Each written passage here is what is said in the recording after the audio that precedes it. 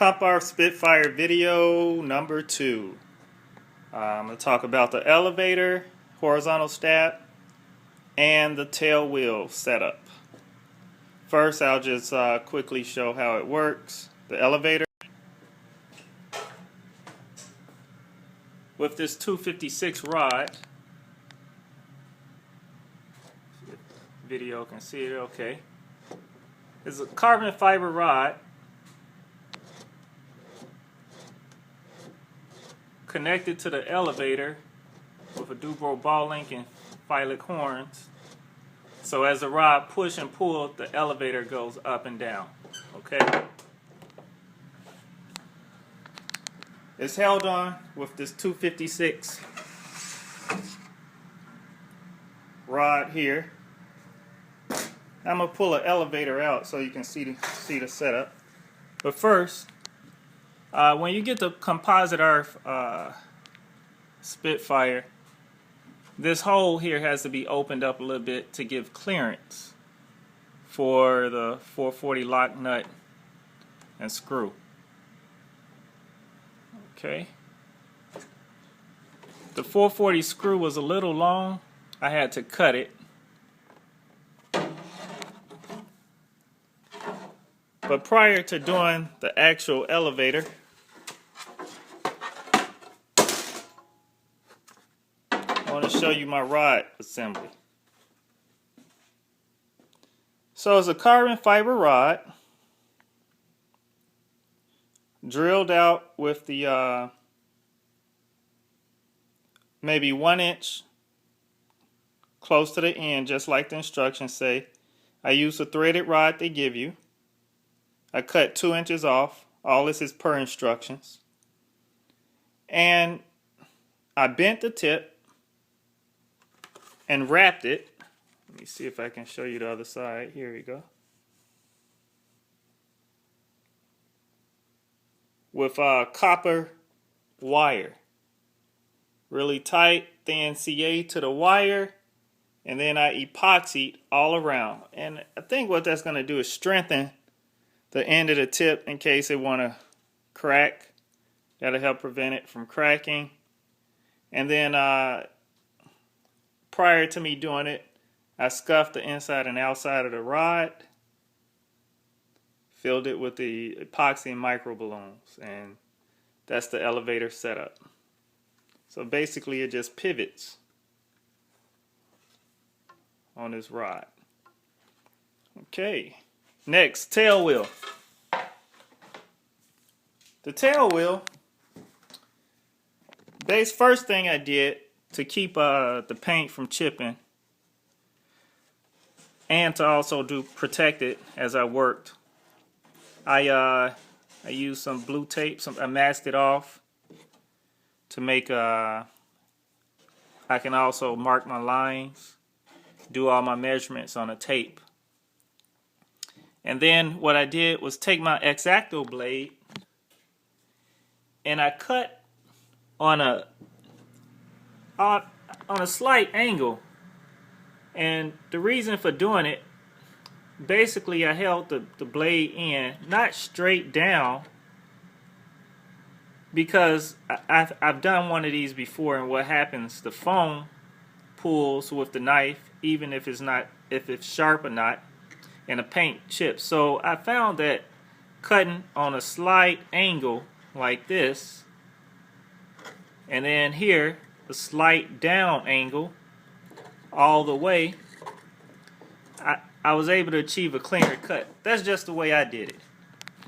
Some other people out here worked on these planes may know a better way of cutting.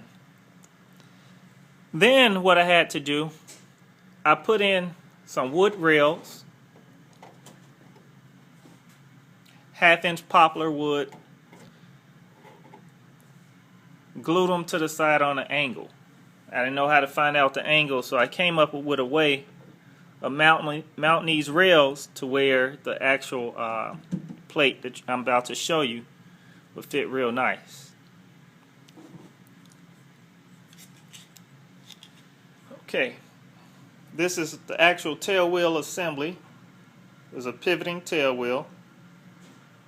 And I'm just going to put this on first so that you can see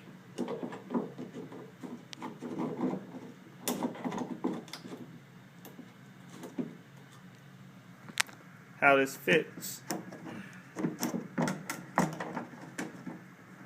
It's a real precise fit too. If I can get it with one hand and hold this camera. Okay, there we go.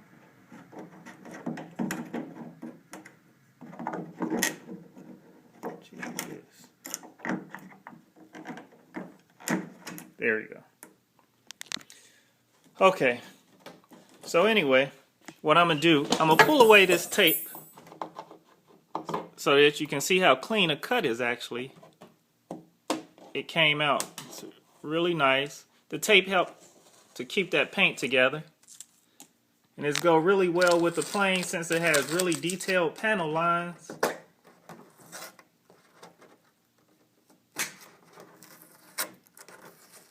So as I pull the tape off, I did a pretty good job. Not tooting my own horn.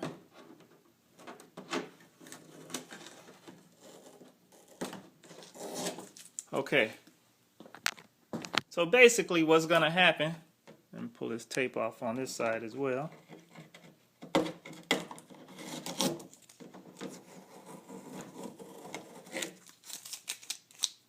use a lot of tape.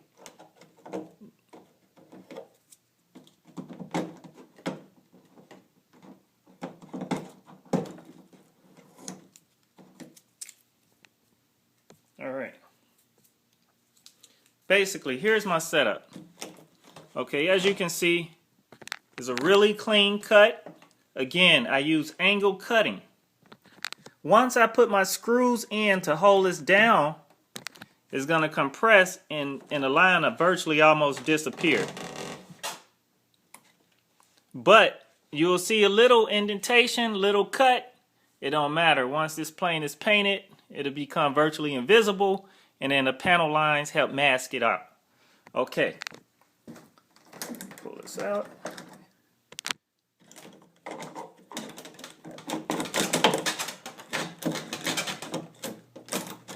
Tight fit.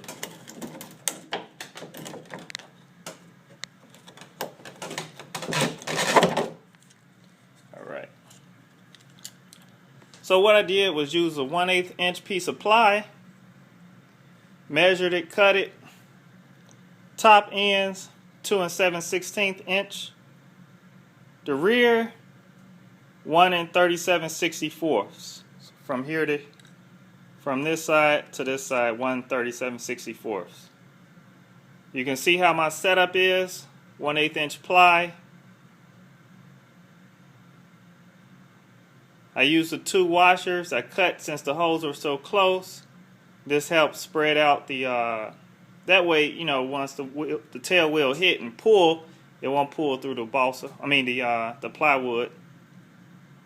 So here, this is the setup. Arf tail wheel assembly. I flip this over. Once it drop right in, it'll rest on the rails. Rails glued in with epoxy and micro balloons mix.